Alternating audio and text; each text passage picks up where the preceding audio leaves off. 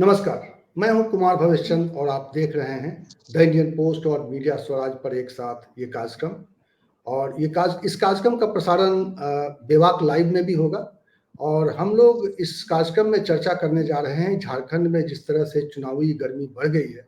आज प्रधानमंत्री झारखंड में थे, उनकी दो सभाएं थी गढ़वा और चाईबासा में। और गढ़वा और चाईबासा में किस तरह का एजेंडा उन्होंने रखा है ये हम सब जानते हैं, लेकिन उस एजेंडे से इन चुनावों पर क्या असर होने वाला है इसकी हम लोग तफ्सीस करेंगे, जानेंगे, समझेंगे। झारखंड के भी पत्रकार हमारे साथ जुड़ेंगे और हम ये भी समझने की कोशिश करेंगे कि भारतीय जनता पार्टी के सामने झारखंड चुनाव की जिस तरह की चुनौती है, क्या उस चुनौती को पार करते हुए झारखंड में एक बार फिर भारतीय जनता पार्टी की वापसी हो रही है, या हेमंत सोरेन ने पिछले 5 सालों में जो काम किया है या उनके प्रति जो सरकार का, केंद्र सरकार का जो रवैया रहा है, उसका लाभ मिलेगा उनको और 5 साल के एंटी इनकम्बेंसी के बावजूद वो सत्ता में वापसी कर सकते हैं। तो ये सवाल है और बहुत सारे सवाल हैं। और सवाल ये भी है कि जब हम आजकल विधानसभा चुनावों की बात होती है तो सिर्फ उस प्रदेश में सरकार बनने और बिगड़ने को लेकर नहीं होती है। चर्चा ये भी होती है कि लोकसभा चुनाव में जो प्रधानमंत्री नरेंद्र मोदी का जो ग्राफ था, पॉलिटिकल ग्राफ था, वो कितना गिरा है या कितना बढ़ा है, चढ़ा है। तो हम उसका भी आकलन करेंगे। और हमारे साथ जो मेहमान जुड़ेंगे मैं उनसे आपका परिचय करा देता हूं। हमारे साथ जुड़ चुके हैं रामदत्त त्रिपाठी जी हैं नीचे के उसमें बॉक्स में, और दीपक कोचगेवे जुड़े हैं, और उसके अलावा विनय कुमार जी हैं, झारखंड के जाने माने पत्रकार और यूएनआई के ब्यूरो चीफ हैं। और आप चूंकि आज प्रधानमंत्री की सभा में भी थे, आपने उनकी दोनों सभाओं को कवर किया है, तो वहाँ जो माहौल उन्होंने देखा होगा या प्रधानमंत्री ने जो एजेंडा झारखंड के सामने रखा है उसके बारे में भी आप बताएंगे। लेकिन हम चर्चा की शुरुआत करें उससे पहले मैं चाहता हूं कि प्रधानमंत्री ने जिस तरह का वहाँ पे एक गर्मा गर्म इशूज लोगों के सामने रखा है, उसकी एक झलक देख ली जाए। जेएमएम, कांग्रेस, आरजेडी कभी आदिवासियों का सम्मान नहीं कर सकती। उन्हें तो आपका अपमान करने की आदत है। इन लोगों ने कोल्हान की संतान, कोल्हान का गौरव, हमारे चंपई सोरेन जी का भी घोर अपमान किया है। इन लोगों ने जिस तरह अपमानित करके चंपई सोरेन जी को मुख्यमंत्री पद से हटाया, ये पूरे देश ने देखा है। ये सिर्फ एक व्यक्ति का अपमान नहीं है, ये कोल्हान का अपमान है। ये अपमान आपका है। आप मुझे बताइए, ये आपका अपमान है कि नहीं है? आपका अपमान है।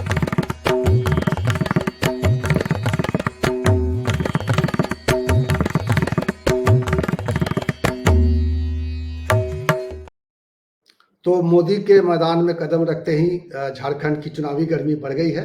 और हम और भी सारे सवाल हैं, बहुत सारे सवाल हैं जो मुद्दे वहां उठाए जा रहे हैं। सीएम की उम्र का मुद्दा भी एक हो गया है चुनाव के दौरान। प्रधानमंत्री अपना एजेंडा तो पेश कर ही रहे हैं। आज उन्होंने चुनावी सभा करके एक तरह से बीजेपी की जो है किस तरह से बीजेपी वहां झारखंड में अपने चुनाव अभियान को लेकर जाएगी, कौन से मुद्दे आगे करेगी और किन मुद्दों पर वो जनता का समर्थन चाहती है, ये सब कुछ धीरे धीरे साफ होने लगेगा। और इसके अलावा जो भारतीय जनता पार्टी ने अपना कल घोषणा पत्र भी जारी कर दिया है। अमित शाह ने कल ऐलान कर दिया है, बहुत सारे ऐलान हुए हैं, उसमें से ये भी है कि झारखंड में जो 2 लाख खाली पद हैं उनको भरा जाएगा। बांग्लादेशी घुसपैठ को लेकर भी बहुत सारे सवाल हैं।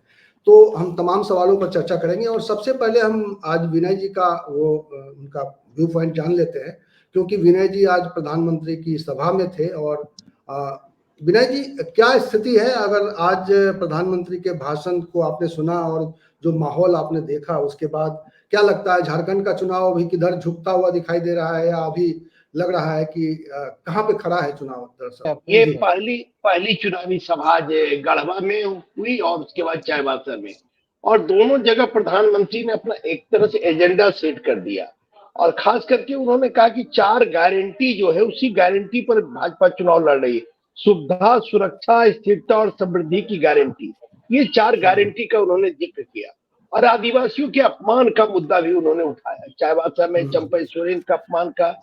आप जैसा कि जानते हैं, चंपई सोरेन संथाल जाति, आदिवासियों में भी जो जाति है उसमें संथाल से आते हैं। इसी जाति के सबसे बड़े नेता शिबू सोरेन है, उसी से हेमंत सोरेन है, तो उनका मुद्दा उठाया। इसके अलावा सीता सोरेन का मुद्दा, सीता सोरेन पर जिस तरह से टिप्पणी की गई थी, कांग्रेस के इरफान अंसारी जो मंत्री थे उनका मुद्दा उठाया। तो प्रधानमंत्री ने आदिवासियों के अपमान का मुद्दा और जो भ्रष्टाचार है, जो परीक्षा में कदाचार है उसका मुद्दा, क्योंकि जो जितनी नौकरियों की एक परीक्षा हो रही है झारखंड में, उन सभी में कहीं न कहीं कदाचार का बुआरा है। कहीं कोई भी ऐसा परीक्षा नहीं है जो नियोजन के लिए हो रहा है जो फेयर एंड फ्री हो। तो यहाँ के नौजवानों की सबसे बड़ी चिंता है कि भाई अगर स्वच्छ परीक्षा नहीं होगा तो अच्छे लोग चुनकर नहीं आएंगे, मेरिटोरियस विद्यार्थी चुनकर नहीं आएंगे। तो यहाँ एक बड़ा ज्वलंत मुद्दा है, झारखंड को इस मुद्दे को टच करने का काम किया। और करीब करीब सभी मुद्दों को प्रधानमंत्री, क्योंकि प्रधानमंत्री के बारे में जानते हैं, बहुत जबरदस्त भाषण देते हैं, सुनने के लिए भी बड़ी भीड़ जुटती है उनकी सभा में, और चीजों को अपने ढंग से रखने के लिए वो माने जाते हैं। उन्होंने विस्तार से सारी बातों को रखा। और जनता में कितना, ये तो चुनाव के समय पता चलेगा जब वोटिंग करने जाएंगे, लेकिन निश्चित रूप से कह सकते हैं कि उनकी सभा प्रभावशाली सभा थी।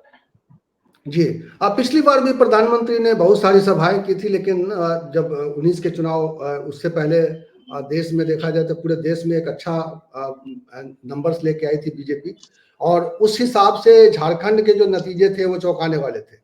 और झारखंड ने मोदी का साथ नहीं दिया था, बीजेपी का साथ नहीं दिया था, वहां पे बीजेपी सत्ता में वापसी करने से चूक गई थी। और जैसा मैं देख पा रहा हूं, मैंने आज झारखंड को लेकर कुछ आंकड़ों पर अध्ययन करने की कोशिश की, तो देख रहा हूं मैं कि अगर देखा जाए तो एक तो भारतीय जनता पार्टी की सरकार के दरमियान ही जब अटल जी केंद्र में प्रधानमंत्री थे तब झारखंड का गठन हुआ। उसके बाद जो पहला चुनाव हुआ उसमें बीजेपी जो है 30 सीटों के साथ 23.57% वोटों के साथ बीजेपी की सत्ता में वापसी हुई थी। और उसके बाद दूसरे नंबर की पार्टी जेएमएम थी और कांग्रेस थी तीसरे नंबर पे। तो एक मैं देख रहा हूं कि भारतीय जनता पार्टी वहां अगर सिंगल पार्टी के तौर पे देखें तो हमेशा से मजबूत रही है। भारतीय जनता पार्टी हमेशा 23%, 20%, 31%, 14 में, 19 में, बल्कि कहिए कि आप भारतीय जनता पार्टी भले ही सरकार नहीं बना पाई लेकिन 33% वोट मिले थे। तो अगर हम इन आंकड़ों को देखें तो ऐसा लगता है कि भारतीय जनता पार्टी वहां पे हमेशा एक अपर हैंड पे, उसका एक अच्छा जमीन पर आधार है, वहां पे उसका एक बड़ा समर्थन दिखाई देता है।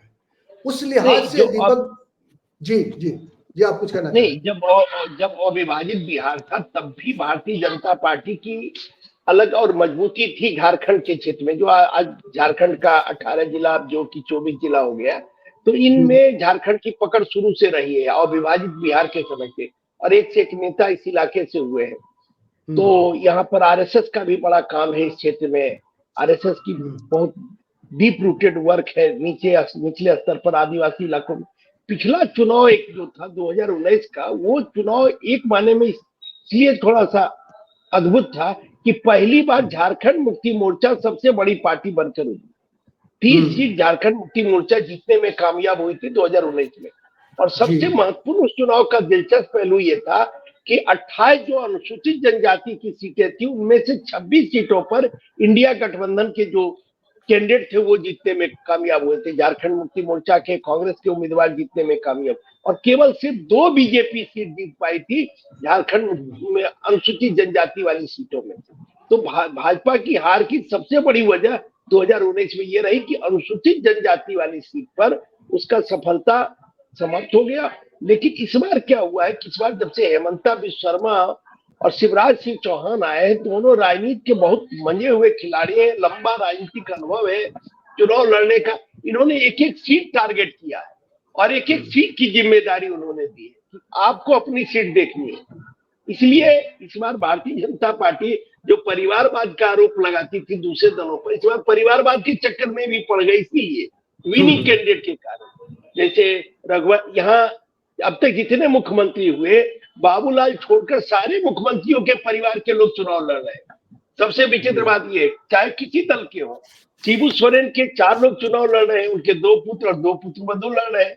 रघुवर दास की पुतोह लड़ रहे हैं, अर्जुन मुंडा की पत्नी लड़ रही है, चंपई सोरेन के बेटे लड़ रहे हैं, मधु कोड़ा की पत्नी लड़ रही है। तो तमाम मुख्यमंत्री बहुत लंबी लिस्ट है। और आज प्रधानमंत्री चर्चा भी कर रहे थे, प्रधानमंत्री की चर्चा में परिवारवाद का आरोप भी था, लेकिन बावजूद इसके देखिए दोनों तरफ से, दोनों ही गठबंधन जो है एनडीए और अगर देखा जाए तो इंडिया के गठबंधन के भी, उन लोगों ने भी 20 सीटों पर अपने परिवार के लोगों को टिकट दिया, मतलब नेताओं के परिवार से लोग हैं। और 68 में से 18 सीटों पर खुद भारतीय जनता पार्टी ने अपने उम्मीदवार खड़े किए, और दूसरी तरफ प्रधानमंत्री परिवारवाद का मुद्दा उठा रहे हैं। मैं ये सवाल कर रहा था कि भारतीय जनता पार्टी की ताकत की बात मैं कर रहा था, दीपक जी मेरा सवाल अगला आपसे ही है कि भारतीय जनता पार्टी का एक बेस तो दिखाई देता है कि उसका जमीन पर समर्थन है। विनय जी भी कह रहे हैं कि वहां पे बिहार जब बटा हुआ, बिहार अविभाजित था और उस समय भी उस इलाके में बीजेपी का जोर था। तो क्या वजह है कि अभी जो सब कुछ चल रहा है, भारतीय जनता पार्टी को इतनी ताकत झोंकनी पड़ रही है? ऐसा क्या किया पिछले 5 सालों में हेमंत सोरेन ने जिसकी वजह से ऐसा लग रहा है कि बीजेपी को अपनी पूरी ताकत झोंकनी पड़ रही है सत्ता में वापसी करने के लिए? दीपक जी नमस्कार। देखिए, अभी विनय जी जो बता रहे थे तो ग्राउंड रियलिटी बता रहे थे, क्योंकि वो ग्राउंड पर है और ग्राउंड पर गए, जो इतिहास बताता है।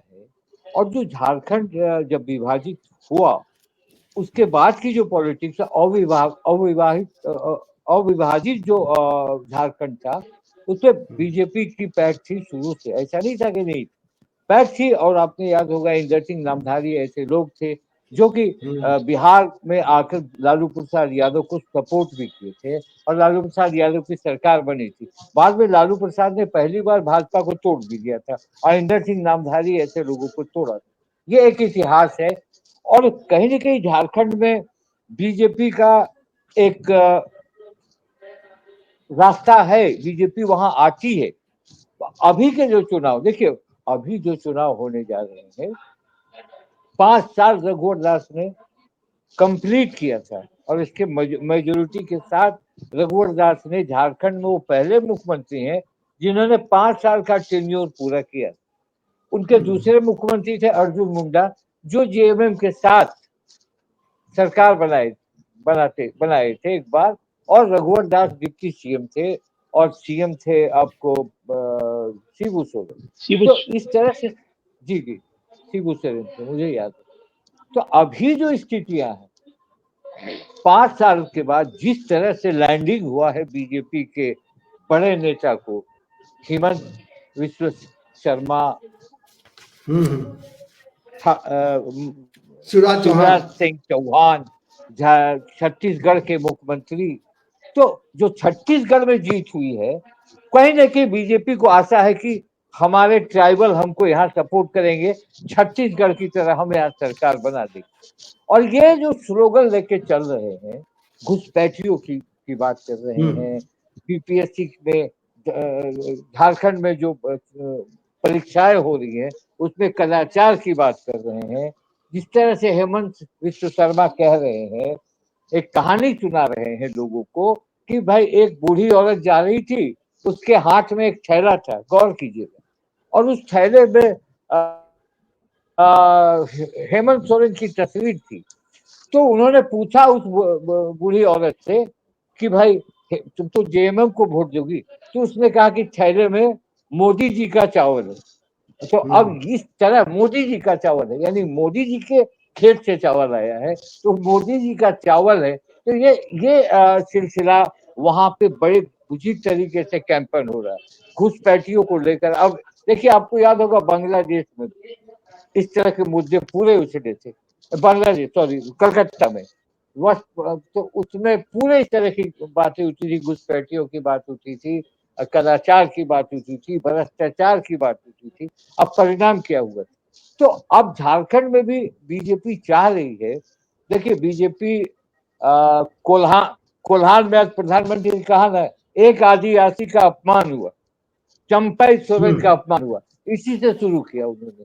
देखिए उन्होंने जिस तरह से बाउंड्री बीजेपी ने बांधा था, आपको याद होगा, पहले सीता सोरेन को खींचा उस परिवार से, चंपाई सोरेन को खींचा उस परिवार से, और उस परिवार से जो प्रस्तावक था, मंडल मुर्मू जी, जो हेमंत सोरेन का प्रस्तावक था उसको भी खींचा। तो ये जो राजनीति है, इस राजनीति पे किसी पार्टी को तोड़ने का, किसी पार्टी को चुनाव के समय डिमोरलाइज होता है पार्टी। हालांकि इससे कुछ होना जाना है नहीं, प्रस्तावक और भी थे, 2-3 किस्त में प्रस्तावक थे, इससे कुछ होगा नहीं, मगर उसको लाकर वो क्या संदेश देना चाहते हैं।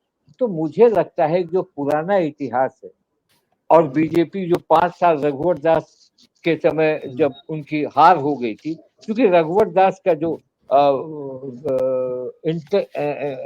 एंटी इनकम्बेंसी था, रघुवर दास का कुछ व्यवहार था, रघुवर दास मिलते नहीं थे लोगों से, तो ये सब लेके रघुवर दास की तरह अब फिर उसे वो वापस लेना चाहते हैं। क्योंकि आज शुरू में आपने कहा कि क्या प्रधानमंत्री मोदी की लोकप्रियता चुनाव के बाद घटी थी, क्या वो घट रही है यहाँ, या उसको ये मैनेज करके फिर बढ़ा रहे हैं। जैसे हरियाणा में चुनाव ले लिया उन्होंने, और वो चाहते हैं कि हम झारखंड में भी ले लें और महाराष्ट्र में भी ले लें, जिससे नेशनल पर्सपेक्टिव जो होगा उस पर हमारा फिर एक बार कलेजा 56 इंच का होगा। अभी लगता है, लोग कहते हैं कि कलेजा में कुछ कमा है। तो मेरा ये कहना है कि झारखंड ठीक का है, चुनाव, मैं दीपक जी आपके पास आऊंगा। ये बड़ा इंटरेस्टिंग है कि जो झारखंड में जिस तरह से बीजेपी एक मतलब इतने बड़े स्तर पर प्रयास करती हुई दिखाई दे रही थी। मेरा सवाल यही था, और हम विनय जी से ये जानने समझने की कोशिश करेंगे कि बीजेपी के साथ जो झारखंड में दिक्कत दिखाई देती है कि नेतृत्व का सवाल। पहले भी वो जो उनके पहले मुख्यमंत्री थे बाबूलाल मरांडी, वो नाराज होकर चले गए थे, उन्होंने अपनी पार्टी बना ली थी, और उसको 14 साल बाद उनकी वापसी हुई बाबूलाल मरांडी की भाजपा में। अभी भी जो रघुवर दास का सवाल आपने, दीपक जी ने आपने उठाया कि रघुवर दास को लेकर जिस समय रिजेंटमेंट था, और उस समय सरजू राय उन्होंने एक तरह से विद्रोह कर दिया था पिछली बार जब चुनाव 19 के पहले जब चुनाव हो रहे थे, तो वो एक इशू था बीजेपी के सामने। तो बीजेपी का भले ही मोदी का एक चेहरा बड़ा चेहरा है, और मोदी चेहरा टेस्ट ग्राउंड पे है कि झारखंड में मोदी को लेकर कितना वो वोट खींच पाती है भारतीय जनता पार्टी, लेकिन जो लोकल लीडरशिप है विनय जी, उसका सवाल है। चंपई सोरेन की वकालत कर रहे थे आज प्रधानमंत्री, चंपई सोरेन के प्रतिष्ठा का सवाल उठा रहे थे, रोटी बेटी माटी के सम्मान और सुरक्षा का सवाल उन्होंने चुनाव में उठाया। तो ये जो लोकल लीडरशिप है वो क्या एकजुट दिखाई दे रहा है, या उसकी वजह से भारतीय जनता पार्टी की वीकनेस क्या है? वहां पे बड़े बड़े नेताओं को तो लगाया गया है, वो हेमंत बिस्वा शर्मा हो या शिवराज, या तमाम जो उड़ीसा के सीएम को और क्या कहते हैं उसका छत्तीसगढ़ के सीएम को लगा दिया गया। लेकिन क्या वहां पे जो लोकल लीडरशिप है उसके अंदर आप देख पा रहे हैं कि एकता है, और उस एकता की वजह से भारतीय जनता पार्टी इन तमाम प्रयासों का लाभ उठा पाएगी और वो एक सत्ता में वापस कर पाएगी? नहीं, देखिए, अल्पसंख्यक, क्रिश्चियन और आदिवासी, ये तीनों का गठजोड़ एक तरह से है इंडिया गठबंधन के पक्ष में। आदिवासियों के सबसे बड़े नेता आज की तारीख में भी शिबू सोरेन है, और जब तक शिबू सोरेन जीवित है तब तक आदिवासियों के वो सबसे बड़े नेता रहेंगे। इसमें कहीं किंतु परंतु नहीं। आप पूरे झारखंड में घूम जाइए, आज भी लोग शिबू सोरेन को मानते हैं नेता। और जब जेल गए हेमंत सोरेन, तो हेमंत सोरेन जेल जाने के पहले शिबू सोरेन के पुत्र के रूप में जाने जाते थे, लेकिन आज शिबू सोरेन की उनकी आवश्यकता नहीं, हेमंत सोरेन अब नेता के रूप में जाने लगे जेल जाने के बाद। दूसरी उपलब्धि क्या हुआ? हाँ, लुक भी लगेगा कि शिबू सोरेन जैसा उन्होंने बना रखा है, और अब लोग कहते हैं भाई अब शिबू सोरेन जैसे दिखते भी हैं। और दूसरी उपलब्धि उनकी क्या हुई कि उनकी पत्नी भी लीडर बनकर उभर गई, कल्पना सोरेन। क्योंकि कल्पना सोरेन का भी एक पढ़ाई लिखाई सैनिक बैकग्राउंड से आती है, सैनिक बैकग्राउंड, उनके पिता सैनिक सेना में थे। एक उनका पढ़ाई लिखाई बेहतर हुआ, ऑल इंडिया उनका सोच रहा है, हिंदी अंग्रेजी अन्य भाषा अच्छी बोलती है, तो एक अच्छा पकड़ उनका भी तो ये 2 प्लस पॉइंट जेएमएम के साथ, प्लस कुछ कल्याणकारी कार्य भी करने में सफल हुए। ये जेएमएम की ताकत है। दूसरी तरफ अगर भारतीय जनता पार्टी और एनडीए की ताकत को आप देखेंगे तो एनडीए पिछले बार अलग अलग चुनाव लड़ी थी। 2014 में एनडीए में आजसू, लोक जनशक्ति पार्टी और भाजपा एक साथ चुनाव लड़ी थी और 43 सीटों पर सफलता मिला था चुनाव के पूर्व जो गठबंधन। बाद में 6 लोग और आ गए तो वो संख्या बढ़कर मैंने पूर्ण बहुमत की सरकार बीजेपी अपने बदौलत बना ली थी जेएमएम। और जेएमएम 2019 में अलग लड़ा, आजसू अलग लड़ा, लोजपा अलग लड़ा, बीजेपी अलग। आज की तारीख में क्या है कि आजसू, जदयू, लोजपा और जेएमएम में जो बाबूलाल मरांडी थे, जेएमएम का भी विभाजन हुआ बाद में, तो 2 विधायक चले गए कांग्रेस में, प्रदीप यादव, बंधु तिर्की। तो बंधु तिर्की की बेटी इस बार चुनाव लड़ रही है, वो अभी विधायक भी है, सिपा नेहा तिर्की, और प्रदीप यादव भी चुनाव लड़। लेकिन बाबूलाल जो उसके बड़े नेता थे, अध्यक्ष थे, वो आज बीजेपी के बड़े नेता के रूप में स्थापित है, प्रदेश अध्यक्ष। तो ये वोटों का कॉम्बिनेशन बन रहा है एनडीए का। तो एनडीए का भी एक बड़ा वोट बैंक तैयार हुआ है गठबंधन के कारण।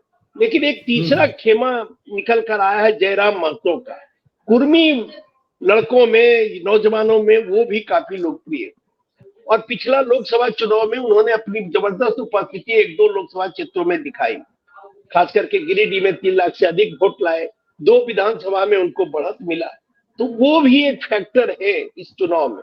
और कितना वोट काटते हैं आजसू का या इंडिया गठबंधन का या जेएमएम का, क्योंकि जेएमएम को भी जो माना जाता था, जो जेएमएम का गठन हुआ था आदिवासी और महतो, जिसको बिहार में कुर्मी कहते हैं लेकिन यहाँ महतो उसको बोला जाता है झारखंड में। अब महतो थोड़ा कुर्मी से डिफरेंट भी है। महतो यहाँ को अपने को आदिवासी मांगते हैं कि भाई हम आदिवासी थे, और आजादी के पहले वो आदिवासी थे भी, बाद में वो बैकवर्ड क्लासेस में आ गए। आज भी उनका डिमांड है कि हमको आदिवासी कैटेगरी मिलना चाहिए, और नहीं मिलने के कारण ही पिछली बार पार्लियामेंट में अर्जुन मुंडा ने कहा भाई उनको नहीं मिल सकता है क्योंकि वो क्राइटेरिया पूरा नहीं कर पा रहे। इसी कारण अर्जुन मुंडा के खिलाफ नाराजगी हुई कुर्मी मतदाताओं की, और अर्जुन मुंडा को चुनाव में, लोकसभा चुनाव में हार का मुंह देखना पड़ा। तो कुर्मियों का झुकाव, कुर्मी और आदिवासी, विनोद बिहारी महतो कुर्मियों के एक बड़े नेता हुआ करते थे, तो विनोद बिहारी महतो और ये शिबू सोरेन मिलकर झारखंड मुक्ति मोर्चा बनाया। तो इसके कारण मुझे लगता है कि इस बार का चुनाव थोड़ा दिलचस्प है। हेमंत सोरेन भी बहुत सारी योजनाओं को लेकर मैदान में गए, जो बहुत मैया योजना है, हालांकि उसके जवाब में बीजेपी ने भी घोषणा की है। इसके बाद यूनिवर्सल पेंशन योजना है जो बहुत महत्वपूर्ण है। तो इसके कारण इस बार जो चुनाव हम लोगों को जो दिखाई पड़ रहा है, बहुत कांटे का टक्कर है और बहुत फोटो फिनिश वाला मामला होगा रिजल्ट आने के बाद, लगता है। जी जी, बिल्कुल बिल्कुल सही कह रहे हैं आप। ये जो चुनाव है झारखंड का इतना आसान नहीं है। ऊपर तौर पर दिखाई देता है कि भारतीय जनता पार्टी का बेस तो मजबूत है, लेकिन वहां पर भारतीय जनता पार्टी को सत्ता से दूर रखने के लिए कांग्रेस और झारखंड मुक्ति मोर्चा का जो एक गठजोड़ है, क्योंकि कांग्रेस वहां तीसरे नंबर की पार्टी है और वो मजबूत मानी जाती है। रामदत्त जी, मेरा सवाल, आखिरी सवाल होगा ये, और वो ये है कि जैसे जिन प्रदेशों में भी भारतीय जनता पार्टी की सरकार नहीं है या है, तो उस प्रदेश के चुनाव पर बाहरी लोगों की नजर इस नजर से होती है, इस लिहाज से होती है कि भाई मोदी का ग्राफ गिर रहा है कि बढ़ रहा है। तो आप क्या सोचते हैं कि जो एक मोदी का जो 2024 में ग्राफ गिरा था, लेकिन हरियाणा में जिस तरह से उन्होंने एक रणनीतिक रूप से अपना काम आगे बढ़ाकर, या जो ओवर कॉन्फिडेंस था कांग्रेस का, विपक्ष का ओवर कॉन्फिडेंस था, वो वहां पर फेल हो गया। तो आपको कैसी लड़ाई दिखाई दे रही है हरियाणा चुनाव के मद्देनजर भी आप बताइए, और जो ये वाला जो फैक्ट है कि मोदी को हमेशा आंका जाता है, हर चुनाव से मोदी का ग्राफ आंका जाता है, तो आप झारखंड के चुनाव को कैसे आकलन कर रहे हैं? 1 मिनट आपका। देखिए, चुनाव जिस तरह से लड़ा जा रहा है उससे तो ये साफ है कि मोदी ही रणनीतिकार और सूत्रधार है, क्योंकि जिस तरह से 3 राज्यों के मुख्यमंत्रियों को वहां लगाया गया है, ड्यूटी लगाई गई है, और जिस तरह से केंद्रीय कृषि मंत्री जो पहले मध्य प्रदेश के मुख्यमंत्री थे शिवराज चौहान वहां लगे हुए हैं, और मोदी जी खुद गए वहां और सब चुनाव सभाएं संबोधित किया, जिसकी रिपोर्ट अभी विनय कुमार जी ने दी। लेकिन सवाल ये है, मतलब कि मोदी जी को चंपाई सोरेन का तो अपमान दिख रहा है और हेमंत सोरेन का अपमान नहीं दिख रहा है। मतलब हेमंत सोरेन के मोदी जी ने उसी दिन तैयारी शुरू कर दी थी झारखंड में चुनाव की, जिस दिन उन्होंने हेमंत सोरेन के खिलाफ मतलब फर्जी ही एक तरह से मुकदमे कायम कराए, उनकी जांच कराई, उनको जेल भिजवाया और मुख्यमंत्री पद से हटने को मजबूर किया। तो इससे ये समझ में आता है कि भाई झारखंड में कितनी दिलचस्पी है मोदी जी की। और वैसे एक तथ्य ये भी है, एक मिनट में आपको रोकना चाहता हूँ। विनय जी का समय बहुत कीमती है, चूंकि आज उनका वहां पे प्रधानमंत्री उनके प्रदेश में थे और वहां चुनावी सभा में उन्होंने हिस्सा लिया है, उसको रिपोर्ट करनी है बार बार, और मैंने उनसे 5:30 बजे तक का समय लिया था। विनय जी आपका बहुत बहुत शुक्रिया। मुझे लगता है कि आप अपना काम करिए, हम आपसे जो है आगे भी जुड़ते रहेंगे और झारखंड के हालचाल लेते रहेंगे। बहुत बहुत शुक्रिया, आपने बहुत कीमती बात रखी है, जो वहाँ का ग्राउंड रियलिटी आपने बताई है। शुक्रिया जी रामदत्त जी। तो दरअसल बीजेपी ने जब ये 3 छोटे राज्य बनाए थे, उत्तराखंड और छत्तीसगढ़ और झारखंड, तो वहां की जो आबादी था, जो राजनीतिक समीकरण थे, तो इनको ये लगता था कि भाई 3 राज्य हमेशा हमारे काम आएंगे।